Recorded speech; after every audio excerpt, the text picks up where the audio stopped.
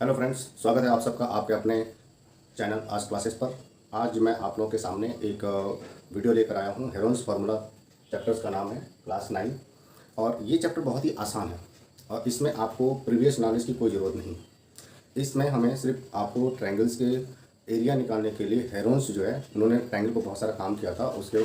उसी में से एक ये था कि कैसे हम किसी ट्रायंगल के एरिया को फाइंड करेंगे अगर उस ट्रायंगल की तीनों साइडें गिवन हो। तो टॉपिक पर आने से पहले मैं आपको कुछ चीज़ें और बता दूं जिनको ये कॉन्सेप्ट नहीं क्लियर है कि पेरीमीटर क्या होता है और एरिया क्या होता है। तो सबसे पहले हम लोग सीख लेते हैं कि पेरीमीटर और एरिया क्या होता है। तो पेरीमीटर का मतलब होता है sum of all side, sum of all side.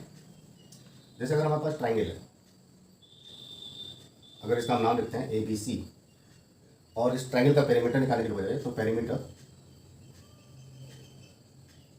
अब इस पेरीमीटर में कितनी साइडें हैं? 3 साइडें हैं, तो हम तीनों का सम कर देंगे। Means AB plus BC and plus C।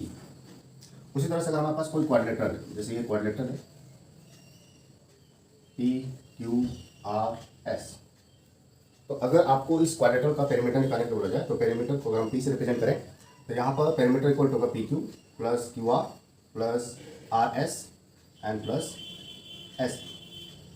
अगर ऐसे ही हमारे पास कुछ इस टाइप का फिगर हो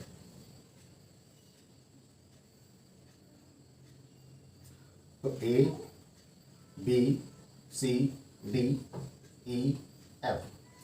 अगर इस फिगर का आपको पेरीमीटर निकालने का बोला जाए तो perimeter that equal to AB plus BC plus CD and plus DE and plus EF and plus FA, तो that is your perimeter. Perimeter means किसी भी फिगर का अगर आपको पेरीमीटर फाइंड करना है, इसका मतलब है कि उस फिगर में जितनी भी साइडें हैं उनका अगर आप सम कर देंगे then you will get the perimeter. अब पेरीमीटर अगर हम निकालना तो हम कैसे फाइंड आउट करेंगे? इसमें हम जैसे देते हैं, जैसे मान लीजिए कि इसका 5 सेंटीमीटर है, यहाँ पर 4 सेंटीमीटर और ये 6 सेंटीमीटर, तो हम इन सभी साइडों का सम करेंगे। Means 5 plus 4 and plus 6। अब देखो हम लेंथ को ही सम कर रहे हैं तो अब सभी लेंथ क्या है? सेम यूनिट में है। ये भी सेंटीमीटर में, ये भी सेंटीमीटर में, ये भी क्या है? सेंटीमीटर में। तो पेरीमीटर निकालते समय सिर्फ ये ध्यान रखना है कि जो आपको मेजरमेंट हो वो सेम यूनिट में होना चाहिए। तो यहाँ पर सभी मेजरमेंट आपको सेम यूनिट में है, तो जब इसका आप सम करेंगे तो 5 प्लस 4 कितना होगा? 9, 9 प्लस 6 कितना होता है? 15।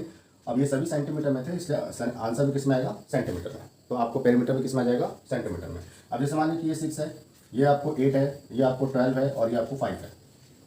तो अगर इसका ये सब सेंटीमीटर में, तो देखो सभी जो मेजरमेंट है वो सेम यूनिट में है। तो जब भी सेम यूनिट में होंगे तो इसका अगर आपको पेरीमीटर निकालने के लिए बोला जाए तो P equal to that is 6 plus 8 plus 12 and plus 5। 6 plus 8 14 होता है एंड 14 प्लस 12 करेंगे तो 26 आएगा और 26 में 5 ऐड करेंगे तो कितना आएगा? 31। सभी मेजरमेंट आपको सेंटीमीटर में थे इसलिए आपको पेरीमीटर भी किस में आएगा? सेंटीमीटर में। इसी तरह से अगर इस डायग्राम की बात करें, जैसे ये 2 है, ये 3 है, ये 4 है, 5 है और ये 6 और ये 7 है, ये सब सेंटीमीटर में। Centimetre centimetre centimetre and centimetre and centimetre. तो अगर आपको इसका पेरीमीटर फाइंड आउट करने के लिए बोला जाए तो आप इन सभी को ऐड कर दीजिए। तो 2 plus 3 plus 4 plus 5 plus 6 plus 7, तो वो सभी पे जो मेजरमेंट है वो आपको सेम यूनिट में है, इसलिए जब इसको आप ऐड करेंगे तो 2 प्लस 5, 2 प्लस 3 5, 5 प्लस 4 कितना होगा? 9, 9 प्लस 5 कितना होगा? 14 एंड 14 प्लस 6 कितना होगा? 20 एंड 20 प्लस 7 कितना होगा? 27। सभी मेजरमेंट सेंटीमीटर में थे इसलिए ये भी किस में होगा? सेंटीमीटर में। तो इस तरीके से आप पेरीमीटर फाइंड आउट कर सकते हैं। अब हम बात करेंगे एरिया की, कि एरिया क्या होता है।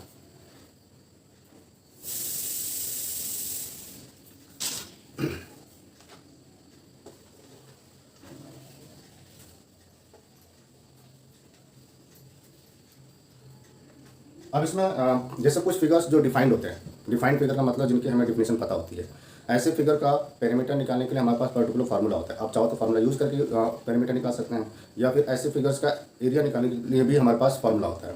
लेकिन कुछ फिगर डिफाइंड नहीं होते हैं। जैसे मैंने यहाँ पर भी डायग्राम बनाया था इस तरीके से, अगर मैं इसका पेरीमीटर निकालने के लिए बोलूँ तो ये कोई डिफाइंड फिगर नहीं है, तो आपको सिर्फ कॉन्सेप्ट पे जाना है। जब भी आपके पास कोई डिफाइंड फिगर नहीं होगा तो आपको उसकी पेरीमीटर या एरिया निकालने के लिए आपके पास कोई फार्मूला नहीं होगा। तो ऐसे फिगर्स को अगर हमें पेरीमीटर निकालना है तो आपको कॉन्सेप्ट से ध्यान रखना है कि सभी साइडों का क्या होता है? सम। तो अगर इसका पेरीमीटर निकालना हो तो हम लिखेंगे AB plus BC plus CD plus DE plus EF plus FG and plus GH and plus HA। तो आपको वहाँ पर इस तरीके से पेरीमीटर मिल जाएगा। लेकिन अभी कुछ फिगर्स जो डिफाइंड फिगर होते हैं, जैसे ट्रायंगल है, ट्रायंगल एक डिफाइंड फिगर है, स्क्वायर है, स्क्वायर एक डिफाइंड फिगर है, रेक्टेंगल है, रेक्टेंगल एक डिफाइंड फिगर है, पैरेललोग्राम है, पैरेललोग्राम एक डिफाइंड फिगर है, रोम्बस है, रोम्बस भी क्या है, डिफाइंड फिगर है। उसी तरीके से आपको ट्रेपेजियम है, ट्रेपेजियम भी क्या है, डिफाइंड फिगर है। ऐसे फिगर जो डिफाइंड फिगर होते हैं उनकी एरिया निकालने के लिए और पेरीमीटर निकालने के लिए हमारे पास पर्टिकुलर फार्मूला होता है। आप उस फार्मूले का यूज करके भी आप पेरीमीटर और एरिया निकाल सकते हैं। तो यहाँ पर हम बात करते हैं दूसरा कॉन्सेप्ट एरिया की। अब एरिया क्या मतलब होता है, जैसे आप मान लीजिए वहाँ पे इस डस्टर है, अब इस डस्टर को मैंने यहाँ पर ब्लैक बोर्ड पर व्हाइट बोर्ड पर रखा, तो वो व्हाइट बोर्ड का इतना पार्ट ये कवर कर रहा है।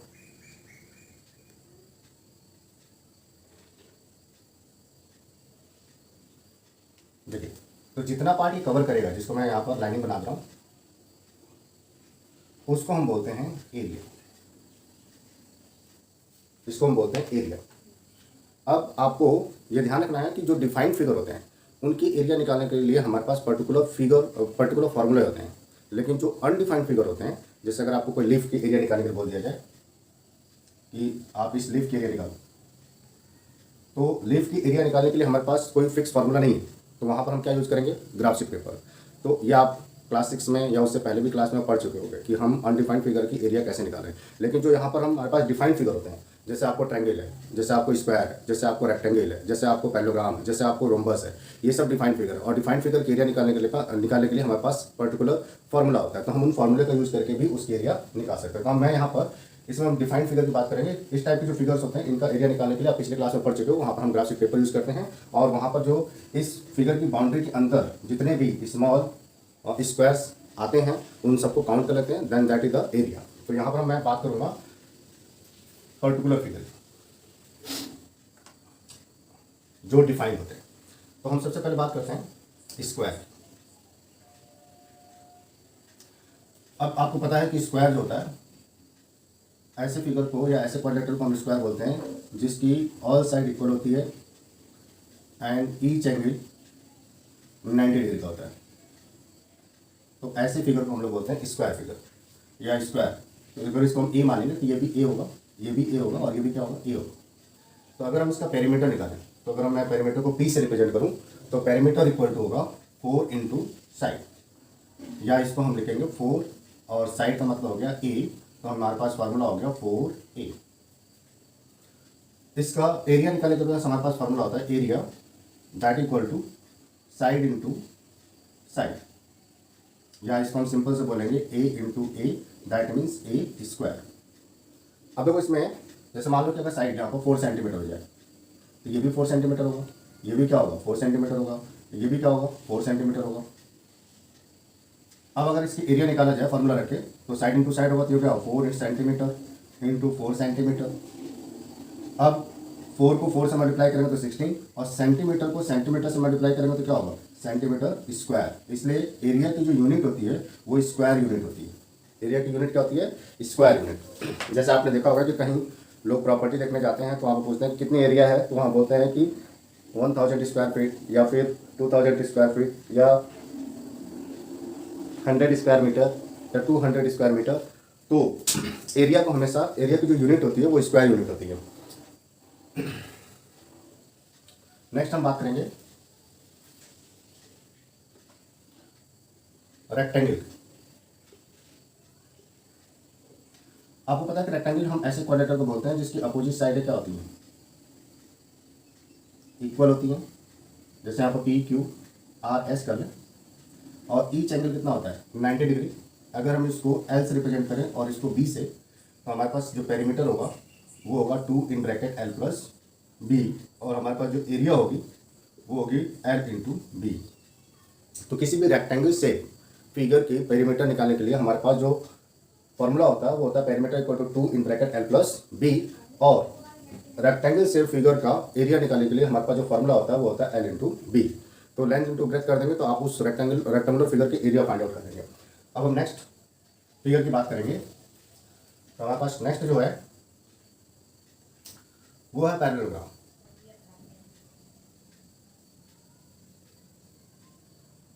देखो पैरेललोग्राम एक ऐसा क्वाड्रेटर होता है जिसकी अपोजिट साइड पैरेलल और इक्वल होती है। Means any quadrilateral in which opposite sides are parallel and equal is known as parallelogram.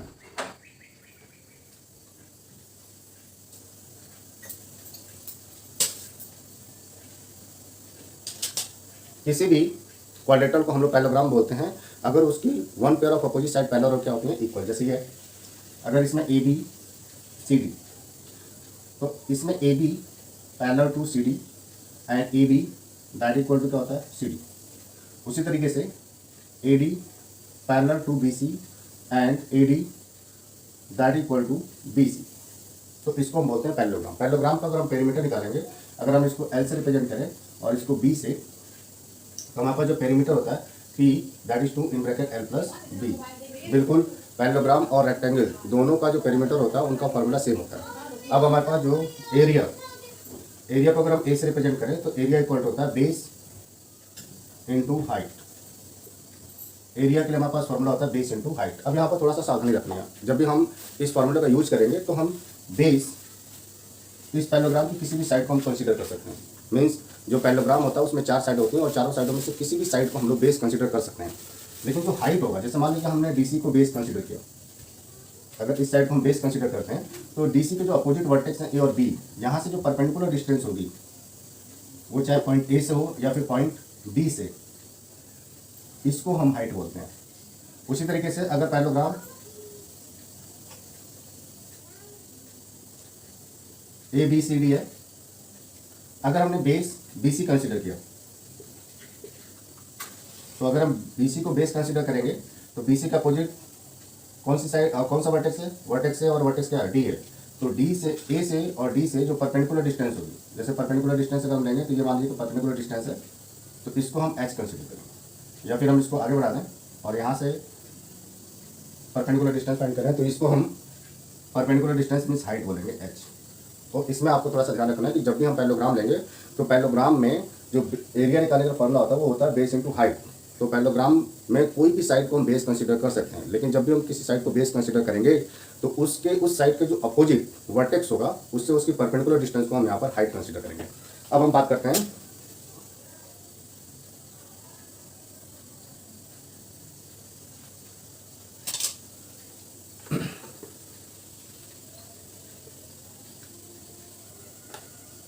Rhombus की।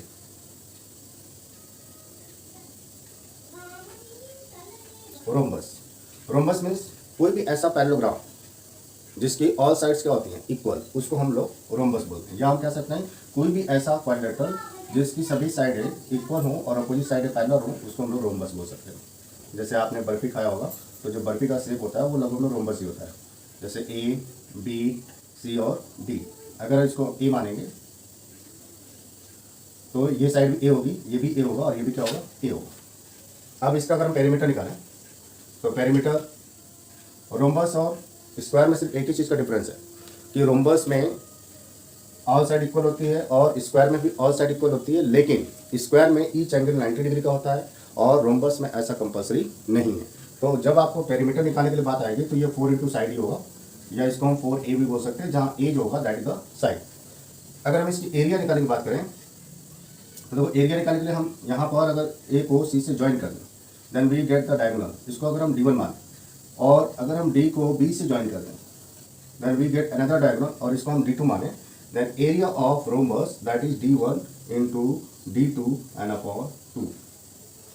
And we know that the property of rhombus is that the diagonal of rhombus bisect each other at 90 degree. और आपको पता है कि जो rhombus होता है उसके डायगोनल्स एक दूसरे को 90 डिग्री पर बाइसेक्ट करते हैं। तो कभी कभी आपसे किसी रोम्बस के डायगोनल्स गिवन होंगे और आपसे उसका साइड पूछा जा सकता है, तो आपको ये प्रॉपर्टी ध्यान रखनी होगी कि जो रोम्बस होता है उसके जो डायगोनल्स होते हैं दूसरे को बाइसेक्ट करते हैं, और बाइसेक्ट करते हैं तो यहाँ पर एक राइट एंगल ट्रायंगल बनता है AOB या BOC या COD AOD।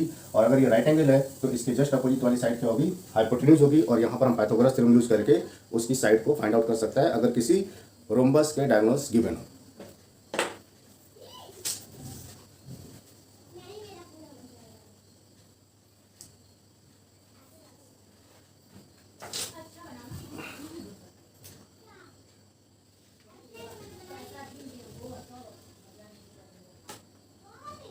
Now, triangle.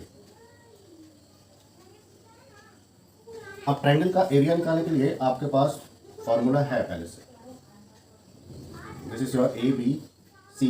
अब ट्रायंगल कई तरीके के होते हैं, जैसे ये आपको एक्यूट एंगल ट्रायंगल है, यहाँ पर ये राइट एंगल ट्रायंगल है ए क्यू आर, या फिर यहाँ पर हम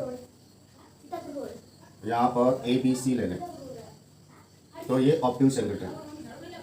अब यहाँ पर पेरीमीटर जो होता है सम ऑफ ऑल साइड होता है, ऑल साइड। अगर हम वर्टेक्स ए के अपोजिट जो साइड है उसको ए से रिप्रेजेंट करें, वर्टेक्स बी के अपोजिट साइड को अगर हम बी से रिप्रेजेंट करें, वर्टेक्स सी के अपोजिट साइड को अगर हम सी से रिप्रेजेंट करें, तो हमारे पास जो पेरीमीटर मिलेगा वो ए प्लस बी प्लस सी मिलेगा। ठीक है, उसी तरह से पी के अपोजिट साइड को अगर हम ए से रिप्रेजेंट करें, क्यू के अपोजिट आर के अपोजिट साइड को बी से, और क्यू के अपोजिट साइड को अगर हम सी से रिप्रेजेंट करें, तो इसका जो पेरीमीटर मिलेगा वो ए प्लस बी प्लस क्या मिलेगा, सी। उसी तरह से यहाँ पर ए बी और इसको सी मान लें, तो यहाँ पर जो पेरीमीटर मिलेगा वो सम ऑफ ऑल साइड होगा, और सम ऑफ ऑल साइड करेंगे तो ए प्लस बी प्लस सी मिलेगा, मीन्स इसको हम पेरीमीटर बोलेंगे। ठीक है, अब यहीं पर एक कॉन्सेप्ट और मैं आपको क्लियर कर दूँ, यहाँ पर सेमी पेरीमीटर होता है, सेमी पेरीमीटर। सेमी पेरीमीटर को हम एस से रिप्रेजेंट करते हैं, स्मॉल एस से। और सेमी पेरीमीटर जैसे नाम से पता है कि सेमी पेरीमीटर मीन्स पेरीमीटर का हाफ, यानी कि ये p/2 होता है। तो p/2 का मतलब a plus B plus C and upon क्या होगा 2, यानी कि अगर हम पेरीमीटर का हाफ कर देंगे तो हमें सेमी पेरीमीटर मिल जाएगा किसी भी ट्रायंगल का। अब यहाँ पर हम एरिया की बात करेंगे, तो एरिया निकालने के लिए आपके पास फॉर्मूला होता है, वो फॉर्मूला मैं बता रहा हूँ और उसका कॉन्सेप्ट मैं आपको क्लियर कर रहा हूँ, क्योंकि कॉन्सेप्ट क्लियर होना बहुत ज़रूरी है। अगर जिस बच्चे का कॉन्सेप्ट क्लियर हो गया तो उसको लिए मैथ बहुत आसान है, और मैथ बहुत ही रियलिस्टिक सब्जेक्ट है, और इससे बिल्कुल घबराना नहीं है। आपको मैथ को आप अपने रियल लाइफ से अटैच करके पढ़िए, आप अपने आसपास की चीज़ों के साथ उसको अटैच करके पढ़ेंगे तो मैथ में बहुत मजा आएगा। ठीक है, मैथ से बिल्कुल घबराना नहीं है आपको। अब बेटा यहाँ पर एरिया की बात करते हैं, सेकंड थिंग से एरिया। आप एरिया ऑफ ट्रायंगल निकालने के लिए बहुत कॉमन सा फॉर्मूला यूज़ करते हैं, that is 1/2 base into height, 1/2 base into height. ये फॉर्मूला हम पहले से ही जानते हैं और इसका हम बहुत ही आसानी से यूज भी करते हैं। तो अगर ये मान लीजिए कि अगर हम इसमें बेस, बी फॉर होता है बेस और एच फॉर क्या होता है हाइट। अब इस फॉर्मूले में एक गड़बड़ी ये है कि ये फॉर्मूला तभी यूज हो पाएगा जब उस ट्रायंगल का बेस गिवन होगा और उसकी हाइट गिवन होगी। मतलब जनरली ये जो फॉर्मूला यूज किया जाता है वो राइट एंगल ट्रायंगल के लिए ही किया जाता है। राइट एंगल ट्रायंगल में आपको पता है कि राइट एंगल ट्रायंगल है, तो अगर हम इसको बेस मानेंगे तो ये आपको आसानी से हाइट मिल जाएगी, क्योंकि हाइट का मतलब होता है परपेंडिकुलर डिस्टेंस। मैथ में हाइट का मतलब होता है परपेंडिकुलर डिस्टेंस। तो यहाँ पर अगर मान लीजिए कि अगर इस ट्रायंगल का एरिया निकालना हो और अगर हमें ये गिवन हो, बी सी गिवन हो, तो हम अगर बी सी को बेस मानेंगे तो इसके अपोजिट जो वर्टेक्स है ए, यहाँ से जो परपेंडिकुलर डिस्टेंस होगी इसको हम हाइट कंसीडर करेंगे। अगर यहाँ पर हम ए सी को बेस कंसीडर करेंगे, यहाँ पर बेस की जगह अगर हम ए सी लेंगे तो इसके अपोजिट जो वर्टेक्स है बी, वहाँ से जो परपेंडिकुलर डिस्टेंस होगी उसको हम एच मानेंगे। अगर हम ए बी को बेस कंसीडर करते हैं तो ए बी के अपोजिट जो वर्टेक्स है सी, वहाँ से जो परपेंडिकुलर डिस्टेंस होगी उसको हम एच मानेंगे। मीन्स किसी भी साइड को अगर आप बेस कंसीडर करते हैं तो उस साइड के अपोजिट वर्टेक्स से उसकी परपेंडिकुलर डिस्टेंस को हम लोग हाइट कंसीडर करते हैं। तो इस फॉर्मूले में ये थोड़ी सी प्रॉब्लम आती है कि अगर आपको कोई साइड गिवन है और उसके अपोजिट हाइट नहीं गिवन है तो आप उस ट्रायंगल का एरिया नहीं निकाल पाएंगे। जैसे अगर हम इस ट्रायंगल में अगर आर क्यू गिवन है और पी क्यू आपको हाइट हो जाएगी, तो अगर हम आर क्यू को बेस मानेंगे तो यहाँ पर पी क्यू क्या हो जाएगी, हाइट हो जाएगी। तो आपको इस राइट एंगल ट्रायंगल में बहुत ही आसानी से इस फॉर्मूले का यूज़ करके उसके एरिया फाइंड आउट कर सकते हो। ऑब्ट्यूज एंगल ट्रायंगल में अगर हम देखें तो अगर आपको बी सी को बेस मानेंगे, अगर आप बी सी को बेस कंसीडर करेंगे तो इसके अपोजिट वर्टेक्स क्या है ए से जो यहाँ पर परपेंडिकुलर डिस्टेंस होगी दैट इज योर हाइट। तो आपको ये एच, इसको हम हाइट माने। अगर आपने ए सी को बेस माना तो ए सी के अपोजिट जो वर्टेक्स है बी, यहाँ से जो परपेंडिकुलर डिस्टेंस होगी उसको हम एच कंसीडर करेंगे। अगर आपने ए बी को बेस माना तो ए बी के अपोजिट वर्टेक्स सी, यहाँ से जो परपेंडिकुलर डिस्टेंस होगी उसको हम एच कंसीडर करेंगे। तो इस फॉर्मूले का यूज़ करते समय बेटा आपको बस ये ध्यान रखना है कि जो भी साइड हम बेस कंसीडर करेंगे उसके अपोजिट वर्टेक्स से उस साइड की परपेंडिकुलर डिस्टेंस को हम यहाँ पर हाइट कंसीडर करेंगे। तो आप इस फॉर्मूले का यूज़ करके किसी भी ट्रायंगल की एरिया को फाइंड आउट कर सकते हो।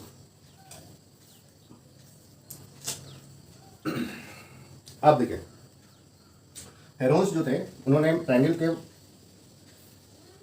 बहुत रिसर्च किया था, और ट्रायंगल्स पर रिसर्च करने के बाद उन्होंने ट्रायंगल एरिया निकालने के लिए हमें एक फार्मूला दिया और जिसको हम हेरोन्स के नाम पर ही हेरोन्स फार्मूला बोलते हैं। इसको हीरो नहीं पढ़ेंगे, कुछ बच्चे इसको हीरो पढ़ते हैं, हीरो नहीं पढ़ना है। क्या पढ़ना है? Heron's formula. अब हेरोन्स ने बताया था कि अगर हमारे पास कोई ट्रायंगल है, जैसे ये ए बी सी, और ए के अपोजिट साइड को हम ए मान लें, बी के अपोजिट साइड को अगर हम बी मान लें और सी के अपोजिट साइड को अगर हम सी मान लें, तो इसका जो सेमी पेरीमीटर होगा वो होगा A plus B plus C and upon 2। और एरिया को आप डेल्टा, इसको डेल्टा बोलेंगे या फिर इसको एरिया बोलेंगे। Area that equal to under root S minus A, S minus B and S minus C. तो ये बहुत ही इंपॉर्टेंट फार्मूला है और इसका आप हायर क्लासेस में और भी यूज देखेंगे। तो यहाँ पर हमारे पास किसी भी ट्रायंगल की अगर तीनों साइडें गिवन हो, उसकी एरिया निकालने के लिए हमारे पास हेरोन्स ने एक फार्मूला दिया था कि एरिया ऑफ ट्रायंगल होता है under root S minus A, S minus B and S minus C. और where S is the semi perimeter of the triangle, S जो होता है वो उस ट्रायंगल का सेमी पेरीमीटर होता है। तो अब इसको हम थोड़ा सा एप्लीकेशन देखते हैं कि कैसे हम इसका एप्लीकेशन होगा, कैसे हम किसी ट्रायंगल की एरिया निकालेंगे अगर उसकी तीनों साइडें गिवन होंगी। अब इसी में देख लेते हैं, जैसे मान लीजिए कि अगर ए इक्वल टू 8 सेंटीमीटर है, बी इक्वल टू 12 सेंटीमीटर है and C equal to 9 centimetre, 6 centimetre है। ए इक्वल टू 8 सेंटीमीटर है, बी इक्वल टू 12 सेंटीमीटर है और सी इक्वल टू कितना है? 6 सेंटीमीटर है। आपको बेटा ये ध्यान रखना है कि जब भी हम किसी भी ट्रायंगल का एरिया निकालेंगे हेरोन्स फार्मूला में, तो उसकी जो तीनों साइडें हैं वो सेम यूनिट में होनी चाहिए। यहाँ पर देखो ए जो है वो सेंटीमीटर में है, बी भी सेंटीमीटर में है और सी भी किस में है? सेंटीमीटर में। इसके मतलब इस ट्रायंगल की तीनों साइडों की यूनिट क्या है? सेम है। ये तो पहला चीज़ है कि आपको ये देखना है कि क्या उसकी तीनों साइडों जो है वो सेम यूनिट में है कि नहीं। अगर नहीं है तो उसको आप कन्वर्ट कर लेंगे। और इसके बाद हम यहाँ पर एस फाइंड करेंगे। एस फाइंड करने के लिए आपके पास फॉर्मूला ए प्लस बी प्लस सी अपॉन 2। तो यहाँ पर एस फाइंड करेंगे तो यहाँ पर A plus B plus C and upon 2। So A means 8, B means 12 and C means 6 and upon 2, 8 plus 12 20 and 20 plus 6 26 and upon 2 and 26 upon 2 means 30। तो इसका मतलब S की जो वैल्यू आ गई वो 39। अब आपको इस ट्रायंगल की एरिया निकालनी है, तो एरिया निकालने के लिए आप फॉर्मूला लगाएंगे S area that equal to under root S minus A, S minus B and S minus C. फिर आप लिखेंगे अंडर रूट एस आप निकाल चुके हो कितना है? 13। तो यहाँ पर लिखेंगे एस की जगह पर 13 ब्रैकेट, यहाँ पर एस की जगह पर 13 माइनस ए मीन्स 8, तो यहाँ पर 8 लिखेंगे और S means 13 minus B means 12 and S means 13 and minus C means 6, तो राइट 6। तो यहाँ पर हो जाएगा आपको 13 into 8, 13 minus 8 that is 5 into 13 minus 12 that is 1 into and 13 minus 7 that is 13 minus 6 that is 7।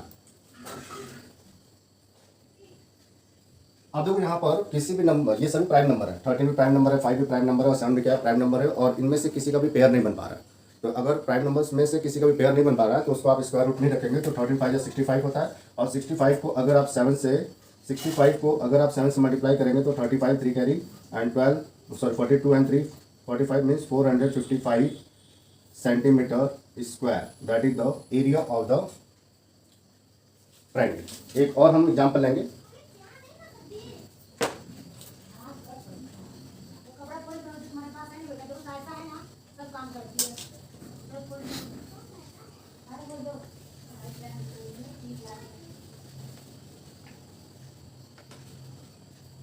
Suppose we have a triangle here, हमारे पास एक ट्रायंगल है ABC और इसमें आपको ये 12 सेंटीमीटर है, ये 14 है और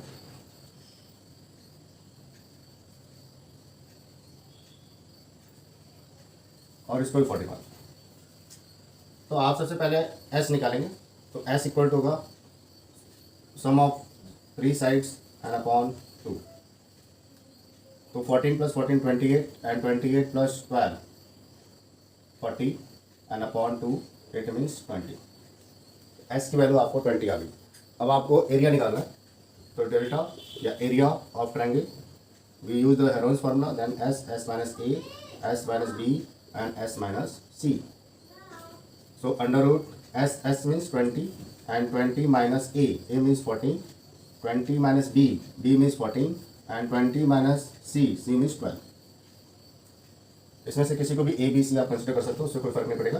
फिर under root not 20 into 20 minus 14 6 and 20 minus 14 6 and 20 minus 12 8।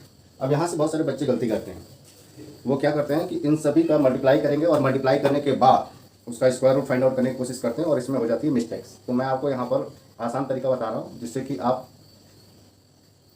आसानी से इसको सॉल्व कर सकते हैं। इसमें कैलकुलेशन आपकी अच्छी होनी चाहिए, स्ट्रांग होनी चाहिए। देखिए क्या करना है आपको, स्क्वायर रूट के अंदर में जो नंबर्स आए हैं इनका आपको मल्टीप्लिकेशन नहीं करना है, आपको सभी नंबर्स के प्राइम फैक्टर निकालना है। तो जैसे 20 का अगर हम प्राइम फैक्टर निकालेंगे तो 20 के जो प्राइम फैक्टर होंगे वो 2 इंटू 2 इंटू 5 होगा, तो यहाँ पर लिखेंगे 2 इंटू 2 इंटू 5। उसी तरह से 6 के जो प्राइम फैक्टर होंगे 2 इंटू 3 होंगे, वैसे ही यहाँ पर 6 के जो प्राइम फैक्टर होगा 2 इंटू 3 होंगे, और 8 का जो प्राइम फैक्टर होगा वो होगा 2 इंटू 2 इंटू 2। मतलब मैंने 20 का 6 का और 8 का सभी का प्राइम फैक्टर निकाल के मल्टीप्लाई किया। अब आपको स्क्वायर रूट लगा हुआ है, इसका मतलब आपको स्क्वायर रूट फाइंड करना है। स्क्वायर रूट फाइंड करने के लिए आपको फैक्टराइजेशन मेथड में पता है कि हम दो नंबर्स का क्या बनाते हैं, पेयर बनाते हैं। तो यहाँ पर हम लिखेंगे 2 into 2 into 2 into 2 into 2 into 2 into 2। देखो यहाँ पर कितने बटे हुए, 1 2 3 4 5 6 7, 1 2 3 4 5 6 7, जो सेम नंबर है उनको एक साथ मैंने एडजस्ट किया। इसके बाद देखो 3 इंटू 3, तो राइट किया 3 इंटू 3 इंटू, और 5 ये अलग है, इसको आप कंफ्यूज इसलिए मैं इसको मिटा दे रहा हूँ। तो यहाँ पर 5 है, 5 का पेयर कोई नहीं है। अब देखो यहाँ पर first pair, second pair, third pair, इसका पेयर नहीं बनना है, फिर 3 का पेयर बनना है, 5 का पेयर नहीं बनना है। जितने पेयर हैं उनमें से एक एक नंबर बाहर कर लीजिए। तो इससे एक बार हो गया 2, इससे एक बार हो गया 2, और इससे भी एक बार हो गया तो 2, मीन्स इससे इससे इससे और इससे एक एक नंबर बाहर हो जाएगा। तो स्क्वायर रूट में क्या क्या बच गया, 2 बच गया और 5 बच गया। इनके पेयर्स नहीं है तो उसको एज इट इज लिखेंगे 2 इंटू 5। फिर आप 2 2 जा 4, 4 2 जा 8, 8 3 जा 24, so write your 24 under root, and 2 5 जा 10, so write your 10 centimetre square. ये सब सेंटीमीटर में थे, मैं यहाँ लिखना भूल गया था, दोबारा लिख रहा हूँ सेंटीमीटर। तो इस तरीके से आप उस ट्रायंगल के एरिया को फाइंड आउट कर सकते हैं, और ये इजी वे होता है। यहाँ तक भी आप सॉल्व करेंगे तो आपको कोई दिक्कत नहीं है। अगर किसी बच्चे को अंडर रूट 10 की वैल्यू निकालना आता है डिवीजन मेथड से, तो वहाँ पर उसकी वैल्यू निकाल के, या अगर आपको वैल्यू याद हो तो वहाँ पर रख के और 24 से मल्टीप्लाई करके भी आंसर आप दे सकते हैं। तो इस तरीके से आप फेरोन्स फार्मूला के यूज़ करके किसी भी ट्रायंगल का एरिया फाइंड आउट कर सकते हैं। उम्मीद है कि आप लोगों को ये वीडियो पसंद आया होगा। अगर आपको ये वीडियो पसंद आता है तो आप मेरे वीडियो को लाइक करना, अपने अच्छे कमेंट्स देना और शेयर करना ना भूलें। शेयर करने से मुझे मोटिवेशन मिलेगा और भी अच्छे वीडियो बनाने के लिए। Thank you and have a nice day.